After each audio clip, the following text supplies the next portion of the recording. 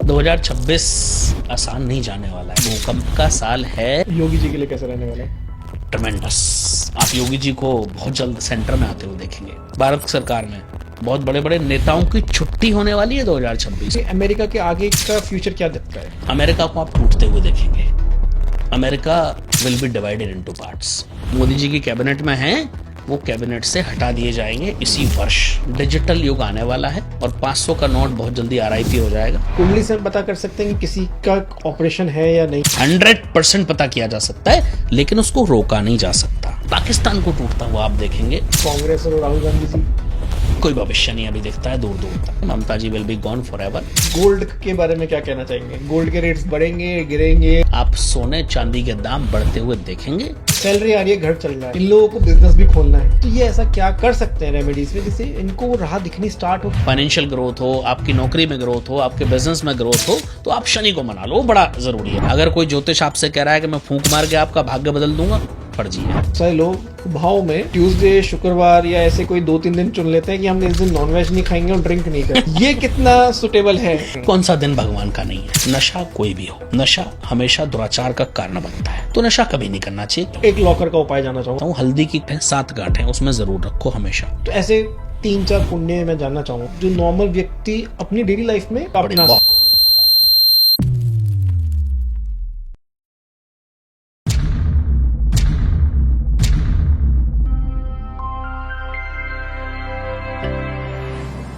अंकित जी, बहुत बहुत स्वागत है पॉडकास्ट बाबा में। बहुत बहुत आभार आपका और सभी दर्शकों को मेरा जय श्री राम। कैसे हैं सर? मैं बहुत अच्छा हूँ, उम्मीद करता हूँ आप भी बहुत अच्छे होंगे। मैं तो दिख रहा हूँ अपने दोस्तों को जो जुड़े रहते हैं। आप आए हैं दोबारा। आप बताइए कैसा लग रहा हूँ? बहुत बढ़िया, बहुत बढ़िया। साल की जैसी प्रिडिक्शंस आप लास्ट टाइम करके गए थे। बिल्कुल। कुछ महीने बचे हैं अभी। कैसा रहने वाला है? अभी दोबारा से थोड़ी सी चर्चा करना चाहूंगा प्रिडिक्शंस के ऊपर ही, कि कोई नई प्रिडिक्शन आप करना चाहें। 2026 मैं हमेशा से कहता रहा हूँ अनमोल जी कि आसान नहीं जाने वाला है, और ये मैं लगभग 2024 से कह रहा हूँ। ओके। लगभग उस समय से कई सारी वीडियोस आपको मिल जाएंगे। मैं कह रहा हूँ कि 2026 आसान नहीं जाने वाला है। अभी भी मैं कई सारी रील्स देखता हूँ कि 2026 2025 से बेहतर रहेगा। बिल्कुल भी नहीं। ये गलत फहमी दिमाग से निकाल दी जाए तो कुछ बेहतर लोगों है। के लिए या सबके लिए? सबके लिए, ओवरऑल मैं दुनिया की बात कर रहा हूँ। ओके। मैं ग्लोबल बात कर रहा हूँ इस समय। और 2026 अच्छा, मैंने कई पॉडकास्ट में ये बात कही है और मैं आपके यहाँ भी क्या करके जा रहा हूँ कि 2026 भूकंप का साल है। बहुत बड़े बड़े भूकंप आप 2026 में दुनिया में देखेंगे, जहाँ बहुत बड़ी जन और धन हानि होते हुए मुझे दिखती है। और सरस्वती करे मेरी भविष्यवाणी गलत हो जाए। कौन से महीने के आसपास हमें दिख सकता है? ये 2026 में आप पूरा साल बहुत खराब रहने वाला है भाई, बहुत अच्छा नहीं है। हो सकता है कोई बहुत बड़ी जल प्रलय ना आ जाए, मेरा तो मुझे डर है इस बात का। और ये मैं बहुत समय से कहता हुआ आ रहा हूँ। इनफैक्ट अभी देखो ना, 2026 स्टार्ट हुआ, जनवरी मंथ में आपने 2 भूकंप देखे भारत के अंदर। बिल्कुल। अच्छी बात रही कि वो बहुत माइनर थे, कोई जन या धनहानि नहीं हुई, प्रभु ना करे कि आगे भी हो। लेकिन मेरी गणनाएं बहुत स्ट्रांग इशारा कर रही हैं कि ऐसा होने वाला है। 2026 में मैं कब से कह रहा हूँ बहुत बड़े बड़े पॉलिटिकल चेंजेस होंगे भारत सरकार में। बहुत बड़े बड़े नेताओं की छुट्टी होने वाली है 2026 में। ये मैं आपके चैनल पे कह के जा रहा हूँ कि काफ़ी बड़े नाम जो मोदी जी की कैबिनेट में हैं, वो कैबिनेट से हटा दिए जाएंगे इसी वर्ष। इस वर्ष बहुत बड़ी बड़ी पॉलिसी सरकार लेकर के Seriously? 100% ये होता वो देखेंगे आप भी यही हैं, मैं भी यही हूँ, पॉडकास्ट भी यही रहने वाला है, दर्शक भी सब यही रहने वाले हैं। ये होता हुआ आप देखेंगे। 2026 के अंदर सरकार बहुत बड़ी बड़ी पॉलिसीज लेकर के आने वाली है। और 3 चीजें मैं प्रमुख रूप से बता दूं। 2026, 27 और 28, 26, 27 और 28 में आप कानून व्यवस्था को बदलते हुए, अपग्रेड होते हुए देखेंगे। मतलब कानून व्यवस्था अच्छी होने वाली है बेहतर इंडिया होगी, की। बेहतर होगी 100%। बहुत बड़े बड़े फैसले लिए जाने हैं। और 2026 ये कैबिनेट से ही मिला हुआ है कि कैबिनेट के नाम चेंज होंगे तो कानून व्यवस्था हमारी चेंज होने वाली है। पता नहीं, मेरी तो देखो, एक ज्योतिष का कार्य होता है अनमोल जी, गणना करना। जी। अब मुझे नहीं पता कि कौन जाएगा कौन आएगा, जो मेरी गणना इशारा करती है मैं बता देता हूँ। दूसरी चीज, 2026 में अगर मैं एक व्यक्ति की बात करूं जिसको मैं कहूं कि पर्सन ऑफ द 2026, वो रहने वाले अमित शाह। ओके। इतने बड़े बड़े फैसले, इतनी बड़ी बड़ी नीतियां, बदलाव, इतने बड़ी बड़ी पॉलिसीज आने वाली हैं। और जनता भी बहुत आक्रोश में आएगी। ये तो मैं पहले भी कहा था आपके पॉडकास्ट में कि 2026 में आंदोलन आप देखेंगे। बिल्कुल। लेकिन जैसे ही जून जुलाई गुजरेगा, उसके बाद आप सरकार को भी देखेंगे एक्शन लेते हुए बहुत व्यापक रूप से। क्या 500 का नोट बंद होने वाला है? मुझे ये मैंने प्रोडिक्शन करी है एक पॉडकास्ट में, और ये लगभग 1-1.5 महीने पहले मैं कर चुका हूँ। बहुत जल्दी डिजिटल युग आने वाला है और 500 का नोट बहुत जल्दी आरआईपी हो जाएगा। ये मैं एग्जैक्ट डेट नहीं दे सकता, कि लगभग मुझे ऐसा लग रहा है कि नियर फ्यूचर में 500 के नोट आप नहीं देखेंगे। बट 2026 में तो मुश्किल है, 27-28 में ऐसा कुछ योग दिखता ये है वही चीज है कि जो ऐसा हो आंदोलन सकता करवा सकती है इस समय सबसे ज्यादा। नहीं, आंदोलन आप 2026 में भी देखेंगे। ओके। 2026 में आप आंदोलन देखेंगे निश्चित रूप से। सरकार के खिलाफ लोग व्यापक रूप से उतरे। देखिए उसके पीछे भी गणनाएं हैं। मैं क्यों कहता हूँ इसलिए बता देता हूँ। अभी जो नया संवत्सर शुरू हो रहा है 2083, ये मैं हमेशा आपको पता है जी मैं संवत्सर की बात जी। करता हूँ क्योंकि मैं वैदिक ज्योतिष की बात करता हूँ। 2083 जो संवत्सर है उसके राजा हैं गुरु, और जब गुरु राजा होते हैं तो अन्याय बर्दाश्त नहीं होता। जब गुरु राजा होते हैं तो सफाई होती है। जब गुरु राजा होते हैं तो न्याय होता है। जब गुरु राजा होते हैं तो लोगों को दंड मिलता है, लोगों के कर्मों का फल मिलता है। करेक्ट। ऊपर से इस वर्ष जो मंत्री हैं वो है मंगल। अब एक चीज यहाँ सोचने वाली है, गुरु राजा हैं जिनका नेचर है बहुत शांत, मंत्री मंगल है जिनका नेचर है बहुत अग्रेसिव। ये समझने वाली बात है। तो विरोधाभास, तो वैसे ही भारत में भी आप विरोधाभास की स्थिति देखेंगे इस वर्ष। इसके पीछे लॉजिक है भाई। ऐसा नहीं है कि मैं हवा में बातें करता हूँ, मैं बिल्कुल। प्रॉपर गणनाओं के साथ बात करता हूँ। और एक और व्यापक बहुत बड़ी चीज मैं बता दूं लोगों को, जब जब शनि का ट्रांजिट मेष राशि में हुआ है तब तब भारत के बंगाल वाले पार्ट पर आफत आई है, दिक्कतें हुई हैं, परेशानियां हुई हैं। कब 1971 कब याद है, कब हो रहा है? 1971 में हुआ था। हम्म, शनि मेष राशि में गए, बंगाल जो है अलग हो गया टूट करके, वो उसी का पार्ट था एक समय पे। करेक्ट। अभी 2027 में सेम आ रहा फिर है। से शनि मेष राशि में आ रहे हैं, 30 वर्षों बाद आते हैं शनि। फिर से आप बंगाल में बड़ी हलचल देखेंगे। इसलिए मैं एक चीज और भी कह चुका हूं और ये कह करके जा रहा हूं कि सरकार बीजेपी की आए बंगाल में या ममता की आए, मुझे कोई फर्क नहीं पड़ता किसकी आती है। मैं पॉलिटिकल आदमी नहीं हूं। हालांकि मुझे ममता जी के वापस आने के चांसेस बहुत कम लग रहे हैं। Mamata ji will be gone for ever. शायद उनका आखिरी इलेक्शन हो, ऐसा मुझे प्रबल उम्मीदें दिखती हैं। और लेकिन मैं ये कह रहा हूँ सरकार किसी की भी आए, अगर भारतीय जनता पार्टी की भी सरकार वहां आती है तो पहले 2 से ढाई साल उनके लिए बड़ा टफ होगा बंगाल की चीज़ों को मैनेज करना, वहाँ की कानून व्यवस्था को मैनेज करना, वहाँ की जो सारी पॉलिसीज़ हैं उनको मैनेज करना, वहाँ की अर्थव्यवस्था को मैनेज करना बड़ा मुश्किल रहने वाला है, आसान नहीं रहने वाला है। बिल्कुल। और उसके पीछे की गणना मैं बता रहा हूँ क्यों रहने वाला है। तो ये बहुत सारी चीज़ें आप 2026 में होते हुए देखेंगे। तो जो भी लोग ये कह रहे हैं कि नहीं 2025 से आसान है 26, बिल्कुल नहीं है भैया। मैंने कहा था कि प्लेन क्रैश होगा, आप ही के पॉडकास्ट में कह के गया था, याद है आपको। और बहुत बड़ा लॉस देखने को। और ये दुनिया में मुझे लग रहा है 500 ज्योतिषियों ने उसके बाद, मेरे कहने के बाद एक 500 ज्योतिषियों ने भविष्यवाणी कर दी कि प्लेन क्रैश होगा। लेकिन मैं अकेला व्यक्ति था जिसने कहा था कि कोई बड़ा पद पर बैठा हुआ नेता अपनी जान उसमें गंवा देगा। बिल्कुल। ये गणनाएं होती हैं। मैं हमेशा कहता हूं कि ज्योतिष 1 मिनट का 1 सेकंड का विषय नहीं है भाई, ज्योतिष जीने का विषय है, ज्योतिष गणनाओं का विषय है, ज्योतिष रिसर्च का विषय भी और देखने को मिल सकता 100% अभी बाकी है। और 2026 में ही देखेंगे आप और हम, निश्चित, ये मैं दावे के साथ कह रहा हूं। ये होता हुआ आप और हम अभी और देखेंगे। इसलिए सतर्क रहें, कोई सतर्कता ही बचाव है। कोई डे और टाइम बता सकते हैं एग्जैक्ट जिसके डेट बीच में ट्रैवल ना करें? एग्जैक्ट डेट में अभी किसी को कमेंट नहीं करूंगा, कोई प्रोडक्ट नहीं करूंगा मैं। उसका रीजन है कि उस पर मेरी रिसर्च अभी चल रही है। लेकिन हाँ, मैं फिर भी ये करके जा रहा हूँ कि अभी फरवरी मार्च सावधान ही रहें। मैं 100% नहीं कह रहा हूँ होना है, क्योंकि वो हो चुका ऑलरेडी। ठीक है, मैंने पहले ही कहा था कि मार्च अप्रैल के आसपास आप ये सब देखेंगे, तो एक हो चुका है ऑलरेडी। और अभी बीच में भी 2-3 दिन पहले आपने देखा किसी बाहर एक कंट्री में कोई एक प्लेन में आग वाग लगने की दुर्घटना, मैं न्यूज़ पे देख रहा था, मुझे एग्जैक्ट कंट्री का याद नहीं है। तो ये कहीं भी हो सकता है ग्लोबली, बट ये होगा। एक और प्रोडिक्शन आपको याद है अनमोल जी, उसकी चर्चा किसी ने नहीं करी। मैंने आपके ही एक पॉडकास्ट में कहा था कि किसी बड़े देश का नेता 2026 में उसको अपदस्थ होकर के देश छोड़ना पड़ेगा। उस समय याद है आपने मुझे ऑफलाइन पूछा था कि किस देश का होगा, तो मैंने कहा पता नहीं। लेकिन वेनेजुएला में क्या हुआ, अपदस्थ भी होना पड़ा और देश भी छोड़ना पड़ा। दोनों चीजें बिल्कुल सटीक साबित हुई। और ये कई पॉडकास्ट में मैंने चर्चा करी थी, बहुत सारी वीडियोस भी यूट्यूब पर इसकी मौजूद हैं। तो ये सब अभी भी चलने वाला है। अमेरिका के बारे में क्या कहना है? अभी भी ट्रम्प का पिछले बार आपने बताया था काले अक्षरों में नाम लिखा जाएगा। ये मैं आज भी कह रहा हूँ और वो लिखा जा भी रहा है। लिखा जा भी रहा है, ले, लिखा जा भी लेकिन रहा अभी है। अमेरिका के आगे का फ्यूचर क्या दिखता है? देखिए, अमेरिका को आप टूटते हुए देखेंगे।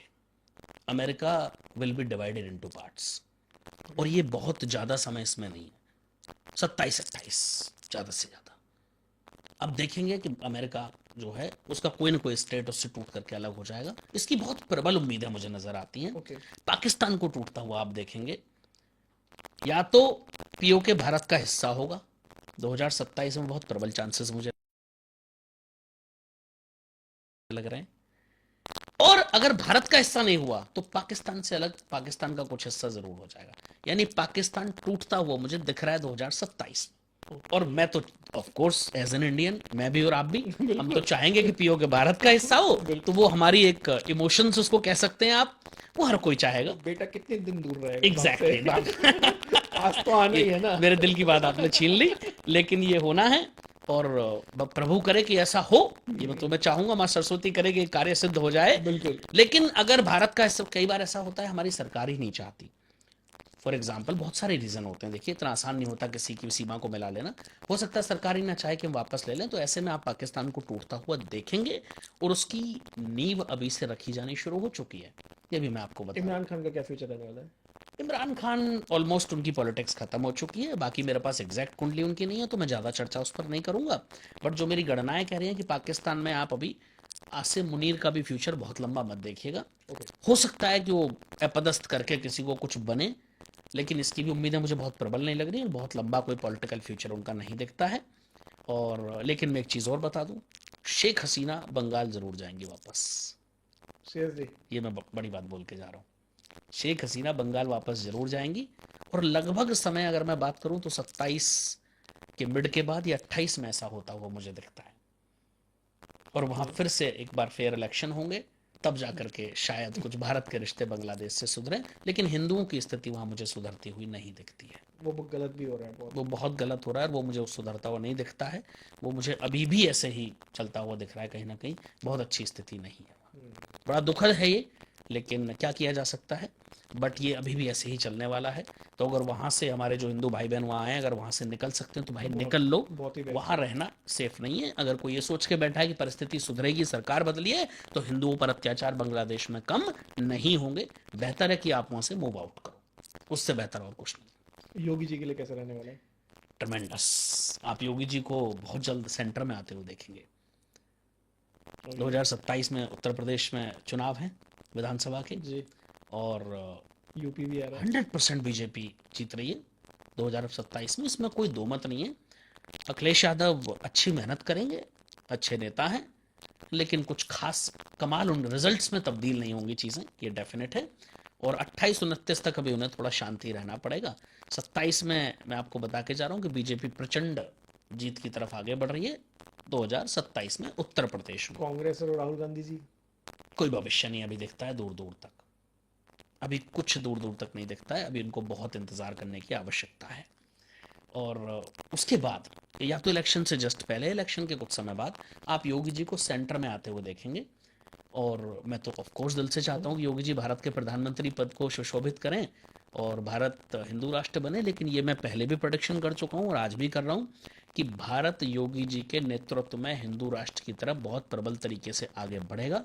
एक दिन माननीय योगी जी 100% भारत के प्रधानमंत्री पद को सुशोभित करेंगे, ये निश्चित है। और इसको होता हुआ आप और हम देखेंगे बहुत जल्द। बिल्कुल बिल्कुल। गोल्ड के बारे में क्या कहना चाहेंगे? गोल्ड के रेट्स बढ़ेंगे, गिरेंगे, स्थिर रहेंगे? बहुत सारी प्रेडिक्शंस आ रही हैं मार्केट में। अनमोल जी, जब राजा गुरु होते हैं ना, तो गुरु जो है उस सोने का प्रतिनिधित्व करते हैं, बृहस्पति। तो निश्चित रूप से आप सोने चांदी के दाम बढ़ते हुए देखेंगे। जिन्होंने इन्वेस्टमेंट करी हुई है बिल्कुल मत घबराओ, एकदम रिलैक्स होकर बैठ जाओ। सोना चांदी निश्चित रूप से बढ़ेगा, और चांदी तो और ज़्यादा ग्रोथ देने वाली है, सोने से भी ज़्यादा रिटर्न चांदी में आएंगे। ओके। ये मैं डेफिनेटली कह रहा हूँ। और एक बात और बता दूं, जो लोग तांबे में, कॉपर में इन्वेस्टमेंट कर रहे हैं, उनके लिए भी बड़ा अच्छा है, करते रहो, कॉपर भी बहुत ऊपर जाएगा, ऐसी मेरी गणनाएं इशारा कर रही हैं। कोई भी इन्वेस्टमेंट अपने इन्वेस्टमेंट एडवाइजर की सलाह से करें। भैया मैं इन्वेस्टमेंट एडवाइजर नहीं हूं, बट एज अ ज्योतिष जो मुझे दिखता है, Predictions जो हम कर रहे जो मुझे दिख रहा है वो यही है कि 100% ऊपर जाने वाला है, इसमें कोई दो मत 1% भी नहीं है। नहीं तो 2026 में जाएगा या आगे जाके? 26 में भी आगे जाते हुए देखेंगे और उसके बाद भी आप उसको बढ़ता हुआ मतलब देखेंगे। जो एक बार मुकाम पार करता जा रहा है उस मुकाम पर दोबारा नहीं आनी है चीज। नहीं नहीं नहीं, वो बहुत आगे जाने वाला है, अभी बहुत आगे जाते हुए देखेंगे आप। वो तो ओके। भूल जाइए कि सोना 80,000 90,000 वो तो गए जमाने, वहां वापस नहीं आएगा सोना अब। न चांदी वहां 1 लाख पर अब वापस आने वाली है, वो जा चुके हैं सब। अभी चांदी में थोड़ा बहुत क्रैश आया है। वो क्रैश नहीं है। देखिए, जब कोई भी मार्केट बहुत जल्दी तेजी से ऊपर जाती है, हुआ क्या, 3-4 दिन में दाम बढ़े। हम्म। सोना तुरंत कहाँ पहुंचा, एकदम 180 185 के आसपास गया। हाँ वो गिरा चांदी एकदम तुरंत 4 लाख 4 पहुंच गई। लाख पहुंच अब 2 दिन में 3 दिन में दाम बढ़ेंगे तो नीचे ही आएंगे ना, तो 100%। तो अभी धीरे अभी धीरे बढ़ देखो, रहा है। अभी स्टेबल है। हाँ। अभी कुछ समय से आप देख रहे हो 250 से 260 के बीच में घूम रहा है, लगभग लगभग, थोड़ा बहुत इधर उधर हो सकता है, लगभग वहीं घूम रहा है। चांदी भी लगभग 250 के आसपास ही घूम रही है कुछ नहीं समय से। सोनू 150 के आसपास घूम रहा 150, सॉरी, हाँ, सोना 150 और चांदी है। 250 के आसपास घूम रहे हैं। तो वही रहने वाले हैं, उसमें कोई वो नहीं है, दिक्कत नहीं है, परेशान लेकिन होने की लॉन्ग कोई टर्म के आवश्यकता लिए नहीं। बढ़ेगा। 100% बढ़ेगा, ये सत्य है, इसको कोई टाल नहीं सकता, ये निश्चित है। शेयर मार्केट कैसा रहने वाला है? थोड़ा वॉलेटाइल रहेगा अभी, कम से कम 26 मार्च तक तो बहुत संभल करके ट्रेडिंग करें। बाकी जब जब गुरु की पोजीशन बदलेगी तब तक मार्केट में थोड़ा उतार चढ़ाव ज़्यादा होंगे, तो संभल कर चलें। ओवरऑल ठीक है, बट संभल करके ट्रेडिंग करें इस वर्ष, ये मैं विशेष कह रहा हूँ। और भारत की इकोनॉमी भी इस वर्ष थोड़ा सा डाउन रहेगी, थोड़ा सा इम्पैक्ट 100% आप देखेंगे। ग्रहों की चाल, नक्षत्र ऐसा इशारा कर रहे हैं कि भारत की इकोनॉमी में थोड़ा सा गिरावट, मुझे बहुत ज़्यादा कुछ नहीं है, घबराने की ज़रूरत नहीं है, बट हाँ थोड़ा सा डाउनफॉल मुझे दिखता है। और हाँ, एक और बड़ी चीज़, डॉलर की अकड़ भी ढीले होते हुए देखेंगे आप। अच्छा जी। जी, डॉलर गिरने वाला है। बिल्कुल, डॉलर, मुझे लगता है कि डॉलर की अकड़ बहुत जल्दी अगले 1-2 सालों के अंदर अंदर, इस वर्ष में भी आप कहीं ना कहीं थोड़ा नीचे आते हुए देखेंगे। और धीरे धीरे डॉलर का प्रभाव अब घटेगा। अभी की परिस्थिति, जो आज के परिप्रेक्ष्य में मैं बात करूं, जो अभी की गणनाएं मैंने करी हैं। बहुत सारे लोग मेहनत कर रहे हैं, डेली ऑफिस जा रहे हैं, आईटी कंपनी में जॉब कर रहे हैं, लेकिन वो स्टक हो गए। मतलब एक रैट रेस होती है उसमें भाग रहे हैं, ना वो आगे जा पा रहे हैं ना पीछे जा पा रहे हैं, बस सैलरी आ रही है, घर चल रहा है। इन लोगों को बिजनेस भी खोलना है। हम्म। तो ये ऐसा क्या करें या आज से क्या चीज़ें अपनी लाइफ में कर सकते हैं रेमेडीज में, जिससे इनको वो राह दिखनी स्टार्ट हो कि बिजनेस की तरफ बढ़ पाए? देखो, शनि हमारे कर्मों के देवता हैं अनमोल जी। और मैं हमेशा कहता हूं कि इंसान का 2/3 से ज़्यादा जीवन शनि के अंडर में बीतता है।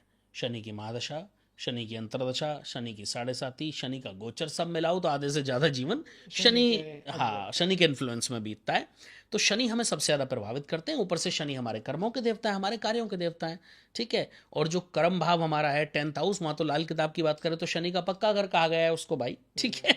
तो शनि को मना लो। अगर कर्मों को, अपने जीवन में ग्रोथ चाहिए आपको, आप चाहते हो कि आपके फाइनेंशियल ग्रोथ हो, आपकी नौकरी में ग्रोथ हो, आपके बिजनेस में ग्रोथ हो, तो आप शनि को मना लो, वो बड़ा ज़रूरी है भाई। कैसे? कैसे मनाना है उस पर भी आते हैं, बिल्कुल। शनि को मनाने का पहला तरीका तो अपने कर्म सुधार लो। शनि कर्म प्रधान देवता है भैया। शनि को आपके खराब कर्म पसंद नहीं है। खराब कर्म अब किसे देखिए, कह रहे हैं आ यहाँ रहा पे? हूँ, बिल्कुल, उस बहुत अच्छा टॉपिक आपने छेड़ दिया, ये शायद लंबा जाएगा डिस्कशन थोड़ा। खराब कर्मों में, सॉरी, ये कर्म, मैं इसको वर्ड को थोड़ा चेंज कर देता हूँ। आप आजकल देख रहे हो कि बहुत चलन बढ़ गया है, भंडारे करा रहे हैं लोग, हाँ। जगह जगह सब कर रहे हैं, बहुत अच्छी बात है, करना चाहिए, ठीक बिल्कुल है। करना चाहिए। और दान का बड़ा महत्व है, और हर धर्म में महत्व है। कोई भी रिलीजन की आप बात करो, हर जगह डोनेशन को, हर जगह दान दान को को बड़ा महत्व महत्व दिया दिया गया है, गया और है। कहा गया है कि दान बहुत जरूरी है। बिल्कुल। तो दान 3 प्रकार के होते हैं अनमोल जी। एक होता है सात्विक दान, एक होता है राजस, और एक होता है तामस। ठीक है। अच्छा, अब हम अगर बात करें, ये मनुस्मृति की बात बता रहा हूँ, मनुस्मृति में कहा गया है, ये चीज जी। लिखी हुई है। तो अगर हम सात्विक दान की बात करें, सात्विक दान क्या है? किसी सही व्यक्ति को, जिसको वास्तव में आवश्यकता हो, सही समय पर सही चीज का दान सात्विक दान है। कोई व्यक्ति भूख से भूखा मर रहा है, चुपचाप आपने उसको खाना खिला दिया, बिना किसी ढोंग के दिखावे बनाए के, चुपचाप, ना किसी को वो बताना, पुण्य है। वो पुण्य है, और वो सात्विक दान है। शास्त्रों में बड़ा महत्व है उसका। कि राइट हैंड से क्या उल्टे हाथ को पता भी नहीं चलने एग्जैक्टली दिया। बस मैं यही बोलने वाला था कि आपने सीधे हाथ से भी किया तो आपके उल्टे हाथ को पता ना चले। दूसरा दान होता है राजसी दान। राजसी दान क्या है? कि जहां आप दान कर रहे हैं, किस लिए? शोहरत के लिए। आजकल लोग भंडारे कराते हैं, किस लिए? क्योंकि उनका नाम होता है। वो राजसी दान है, उस दान का बहुत ज्यादा महत्व शास्त्रों में नहीं है। तीसरा दान जो तामसिक दान है, जिसको तामस दान भी बोलते हैं, वो कौन सा होता है? जहां पर आप किसी गलत जगह पर या तो दान कर रहे हैं, गलत व्यक्ति को दान कर रहे हैं, या गलत नियत से आप दान कर रहे हैं, या गलत कार्यों के लिए दान कर रहे हैं। ठीक है, इसमें आपने 4 पॉइंट बोले। बिल्कुल तीसरा वाला पॉइंट मैं समझता हूँ कि इंसान को पता है कि मेरी नीयत कैसी है, दान करते हुए वो संभाल लेगा। बिल्कुल बाकी जो 3 पॉइंट आपने बोले, बिल्कुल। वो हमें कैसे पता चले कि वो बंदे को जिसको हम दान दे रहे हैं, या जिस जगह हम दान दे रहे हैं, या जिस तरीके से दान दे रहे हैं, वो ठीक जा रहा है नहीं जा रहा है? बहुत अच्छी बात आपने करी। आपने एक चीज़ नोटिस करी है, कई बार आप रोड से गुजरो तो कुछ लोग घूम रहे होते हैं और वो आपसे 10 रुपए मांगते हैं। क्यों? क्योंकि वो इकट्ठा करके उनको शराब पीनी होती है, नशा करना होता है, और आप और हम समझ जाते हैं कि यही करेंगे। हाँ, समझ में आ जाता है वो, बिल्कुल। राइट। कि मेरा पर्स चोरी हो गया, मेरा मोबाइल चोरी हो गया, आप मुझे इतनी हेल्प कर दीजिए। अरे कुछ लोग तो खुलेआम मांगते हैं भाई कि मुझे चाहिए अच्छा, जी। तो वो फिर गलत है भाई, तो वो दान में नहीं आएगा? वो दान में नहीं आएगा। और वो दान, उसका महत्व जो है वो तो है ही नहीं, वो उल्टा आपको नुकसानदायक, वो नहीं करना चाहिए, वो तामस दान के अंदर आता है। दूसरा, फॉर एग्जाम्पल कुछ कंट्रीज में, स्पेशली कुछ, क्या पाकिस्तान की बात कर लेते हैं खुलेआम, वहाँ टेररिज्म के लिए फंड इकट्ठा होता है हम्म। और उसमें लोग डोनेट करते हैं। कहाँ से आता है उनके पास पैसा? आतंकवादियों के पास। वहीं के लोग ही तो इकट्ठा करते हैं, जो भी करते हैं, जो भी कुछ लोग होंगे जो करते होंगे, बट करते तो हैं, ये तो डेफिनेट है, दुनिया जानती है, जग जाहिर है ये बात। हम्म। फिर उसमें क्या होता है? वो कौन सा दान है? वो भी तामस दान के अंदर आता है। तो कोई भी ऐसा दान जिससे किसी का अहित हो, वो तामस दान के अंदर ही आता है। इसलिए इसको ध्यान रखना है कि कब किसको कहाँ दान देना है। एक क्वेश्चन आ रहा है माइंड में। जी मोस्टली हम लोग मॉल्स जाते हैं या जी कहीं पे अपनी गाड़ी पार्क करते हैं। जी नॉर्मल सी पार्किंग चार्जेस आज के टाइम में होते हैं 80 to 120 रुपीज़, जी ठीक है? अगर हमारी गाड़ी का जो पैसा हुआ है वहाँ पे खड़ा करने का 80 रुपये होता है, हमसे गाड़ी वाला मांगता है 100 रुपये दे दो सर, 20 रुपये कह के ले रहा हूँ आपसे एक्स्ट्रा, जी। तो ये किस दान में आएगा? देखिए, पहली बात तो मुझे लगता है कि आपको नहीं देना चाहिए, जो मेरी पर्सनल ओपिनियन है। क्यों नहीं देना चाहिए? उसको वहाँ सैलरी मिल रही है खड़े होने की। ठीक है। आप उस 20 रुपये को किसी ऐसे व्यक्ति को दान करो जो रोड पे सुबह से भूखा बैठा हो, उसको खाना खिला दो। जो बीमार हो उसको दवा दिलवा दो। ठीक है। उससे बड़ा दान नहीं है। उसको तो सैलरी मिल रही है ना वहाँ खड़े होने की। ऐसे कितने लोग रोड पे मिल जाएंगे जिनको खाना नहीं मिला और सुबह जिसको से? सैलरी नहीं मिल रही, जो खुद ही पार्किंग चला रहा है?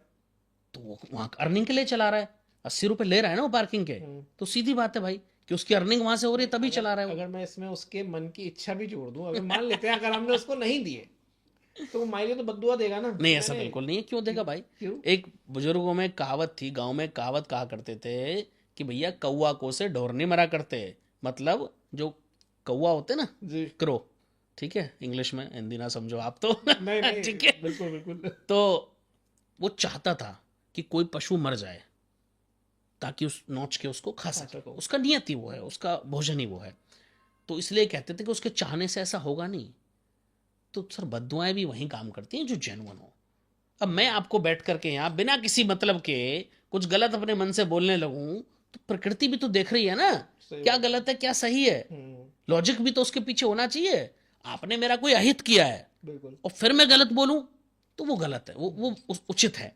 लेकिन आपने मेरा कुछ गलत किया ही नहीं, मैं जबरदस्ती आपको गलत बोलने लगूं, तो ऐसे तो फिर पूरी दुनिया एक दिन खत्म हो जाएगी। मैं बैठ के यहाँ मेरे चाहने से सब हो जाएगा। मैं तो आज ही चाह रहा हूँ यहाँ से बैठ के कि ट्रंप का जो है वहां से हटा दिया जाए, कोई और वहां सरकार संभाले। लेकिन ऐसा हो तो नहीं सकता। आधा आधा भारत यही चाह रहा है, आधी दुनिया यही चाह रही है, भारत तो छोड़ो, आधी दुनिया यही चाह रही है। लेकिन ऐसा हो नहीं सकता ना भाई बिल्कुल। कि हटाया जाए, लेकिन नहीं हट सकता। इलेक्शन जीता है तो हाँ, कार्यकाल पूरा करेंगे ट्रंप वहां, ठीक है। तो चाहने से हमेशा कुछ नहीं होता। दान से हमारे कर्म ठीक होते हैं? 100% सुधरते हैं। इस जन्म के तो छोड़ो, पूर्व जन्मों के जो संचित कर्म हैं उनको भी दान के माध्यम से काटा जा सकता है।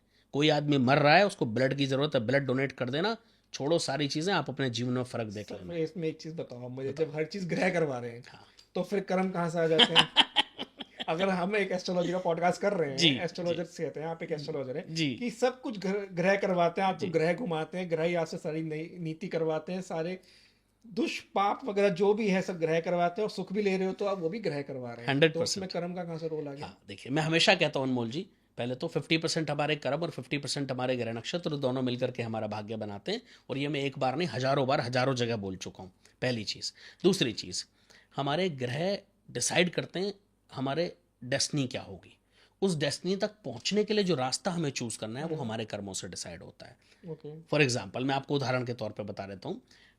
आप मेरे पास आते हैं कि मुझे एक बिजनेस करना है, और मैंने कह दिया कि भाई बिजनेस आपका जो है बहुत अच्छा चलेगा, इसमें कोई डाउट नहीं, ग्रह नक्षत्र बहुत स्ट्रांग है, आप शुरू कीजिए। अब आप बिजनेस 2 दिन दुकान खोलें और तीसरे दिन से दुकानें टाइम पे ना खोलें, तो कैसे चलेगा? तो कहाँ से चलेगा भाई? तो ये भी ग्रह करवाने के टाइम से नहीं खोल रहा? हाँ, इसके पीछे भी ग्रह जिम्मेदार होते हैं, ये भी मैं आपको बता रहा हूँ भाई।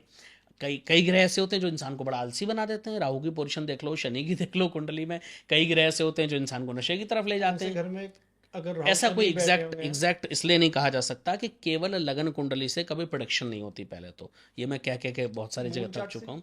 मैं बता रहा हूँ, मून चार्ट चंद्र कुंडली को बोलते हैं, हाँ। ठीक है। हाँ तो मैं बता देता हूँ।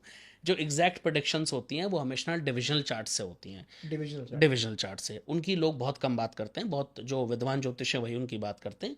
जो ये 6 महीने के क्रैश कोर्स करके ज्योतिष बने इनको तो पता भी नहीं होगा डिविजनल चार्ट होते क्या हैं भैया।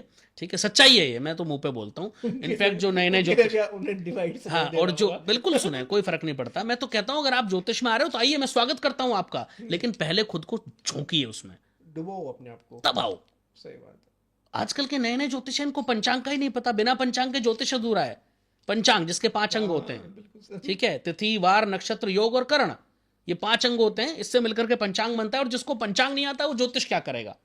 और ऐसे बहुत सारे ज्योतिष मैं आपको भारतवर्ष में दिखा सकता हूं कि जिनको पंचांग का पी नहीं आता भाई साहब, और वो ज्योतिष बने बैठे हैं। तो अगर तो मैं इसलिए 1 मिनट टोक रहा हाँ, हूं। please। इसलिए मैं हमेशा कहता हूं कि जब भी प्रेडिक्शन हो डिविजनल चार्ट्स की बात होनी चाहिए। जब भी प्रेडिक्शन हो कुंडली के अंदर घुसो ना। कोई व्यक्ति अपने काम के बारे में पूछने आया, उसका देखो ना, लगन तो देखना ही देखना है। उसका D10 खोलो ना, उसका D7 खोलो ना, उसका D9 खोलो ना, D45 खोलो ना। ये थोड़ा सा मुझे बताइए, मैंने बहुत सारे मैं podcast बता पढ़े देता हूं हैं। आपको। ये D4 मैं D5 बता D6 मैं क्या होता है, मैं थोड़ा बता सा देता बताइए हूं। प्लीज। फॉर एग्जाम्पल मैं D4 की बात कर रहा हाँ, हूं। D4 क्या है? कुंडली का चौथा हिस्सा। कितने हिस्से होते हैं? एक कुंडली में, एक कुंडली को मैंने 4 भागों में डिवाइड कर दिया। ठीक है। तो चौथा जो भाग है 1/4। 1/4 पार्ट, मतलब उसको हम इतनी डीप कैलकुलेशन में चले गए कि हमने उसको 4 भागों में बांट दिया। ठीक है। D10 का मतलब कुंडली का 10वां भाग, 10 भागों में बांट दिया। D60 का मतलब कुंडली का 60वां भाग। मतलब इतनी डीप उसी जी, हिस्से में ज्योतिष इतना आसान थोड़ी है। ज्योतिष इतना और एक आसान नहीं है कुंडली अनमोल के भाई। कितने हिस्से कर सकते हैं? 60 तो जनरली हम करते हैं, उसके आगे भी किए जा सकते हैं। अच्छा। 60 तक की बात तो जनरली हम मतलब करते हैं। D60 तक नॉर्मल है। बिल्कुल, उसके आगे भी होते हैं, उसके आगे भी। ज्योतिष में तभी तो कहता हूं कि ज्योतिष का दूसरा नाम है उसमें डूब जाना। सही बात है। ज्योतिष केवल पढ़ने का विषय नहीं है। ज्योतिष के 2 सिद्धांत होते हैं। देखो 2 तरह की ज्योतिष होती है, एक होती है गणित ज्योतिष और एक होती है फलित।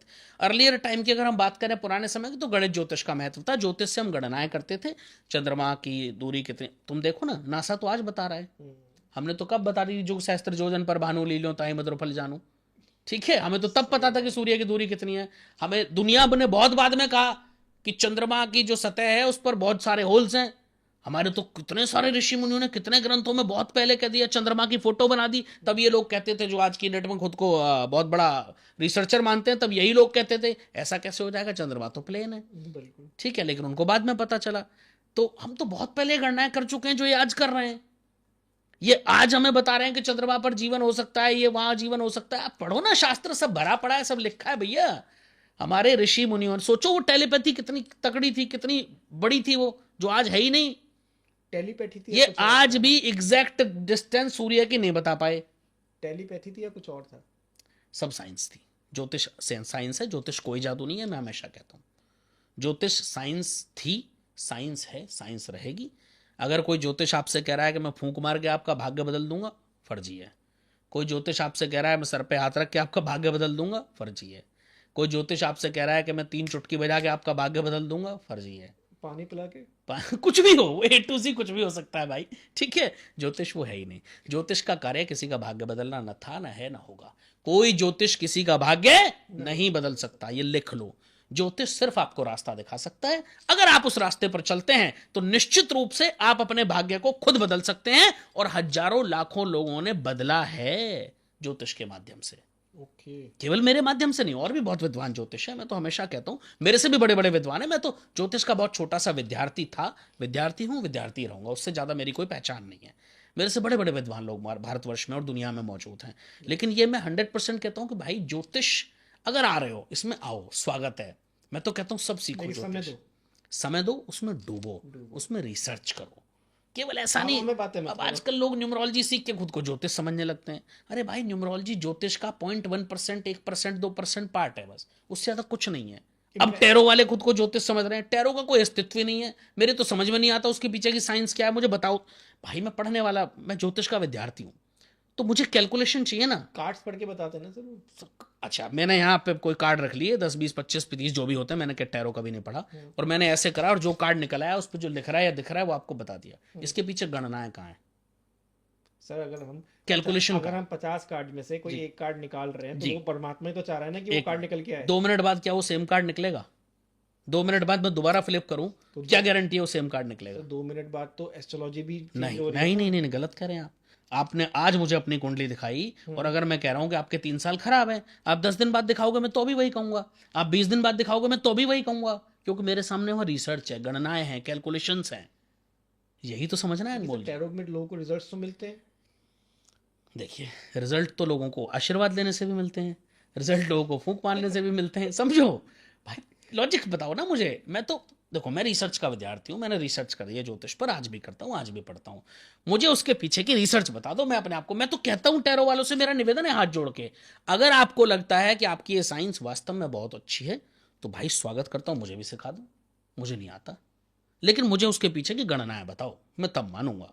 मैं ऐसे नहीं मानूंगा कि आपने कह दिया ये कार्ड पढ़ लो, इस पर जो छप रहा है उसके अकॉर्डिंग बता दो, वो मैं नहीं मानूंगा।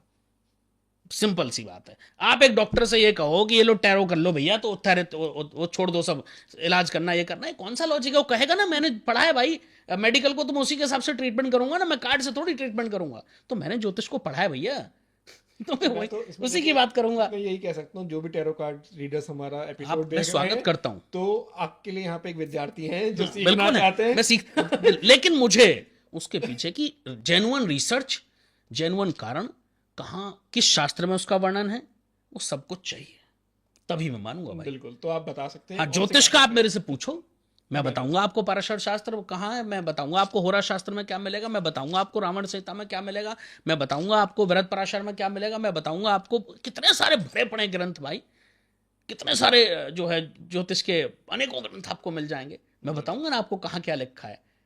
लेकिन फिर मुझे समझाओ। अब दिक्कत तो वही है ना, समझाने वाले हैं नहीं अनमोल भाई, प्रॉब्लम वही है। हैं। मैं कह दिया सर, कोई होगा तो क्या पता। बिल्कुल आओ। मैं तो कह रहा हूँ जैसे आपने एस्ट्रोलॉजी में डुबकी मारी है, एग्जैक्टली, ऐसे किसी ने टैरो कार्ड में तो मारी होगी अगर ना, मारी है तो मैं स्वागत करूंगा, वो बताएगा ना और आपको। मैं उनका विद्यार्थी बनने के लिए तैयार हूं, क्योंकि देखो बताएगा। सीखना कभी भी गुरु कोई भी हो सकता है। बिल्कुल कब मुझे आपसे कुछ सीखने को मिल जाए और कब आपको मेरे से कुछ सीखने को मिल जाए, ये जीवन है, कोई भी संपूर्ण नहीं है इस जीवन में, तो मैं उस विषय में संपूर्ण नहीं हूं, अगर कोई है तो मुझे संपूर्ण करे। श्योर। सर पीछे दान की बात हम कर रहे थे, इसमें थोड़ा सा पुण्य की बात और लेके आऊँगा। बहुत सारी रील्स आजकल वायरल हो रही हैं कि आप गोले को कद्दूकस करके उसमें बूरा मिला के पेड़ के आसपास डालना, जैसे चींटियाँ खाएंगे और रातों रात अमीर हो जाएंगे।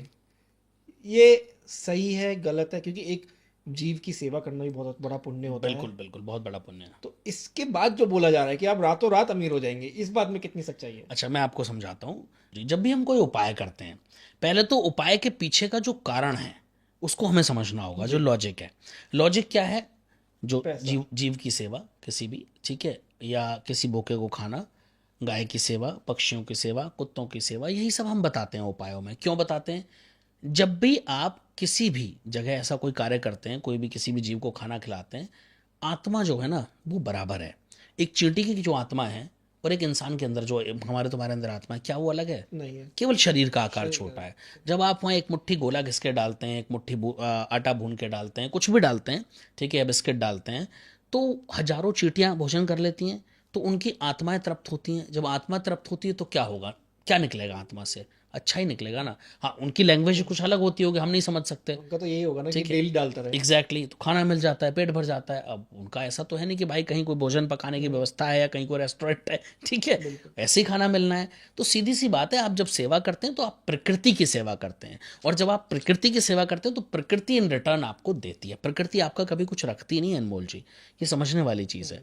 नेचर के लिए अगर आप कुछ करेंगे तो nature will give it back with bonus, ये ध्यान रखने वाली चीज। कब देगी वो आपको वेट करना है। वेट करना है, मिल जाती है चीजें। मतलब वो सोच के करो ही मत, पहली बात वो तो सोच के करो ही मत भाई, मैं तो सीधा कहता हूँ। आपका जी कर रहा है तो करो, मत बिल्कुल करना है तो बिल्कुल। करो। दूसरा, हमारा जो शरीर है वो 5 तत्वों से मिलकर बना है, ये बिल्कुल। तो सबको पता है। बिल्कुल। तो हम अपने एलिमेंट स्ट्रांग करते हैं। मैं क्यों बताता हूँ पक्षियों की सेवा करो, उससे हमारा एयर एलिमेंट स्ट्रांग होता है।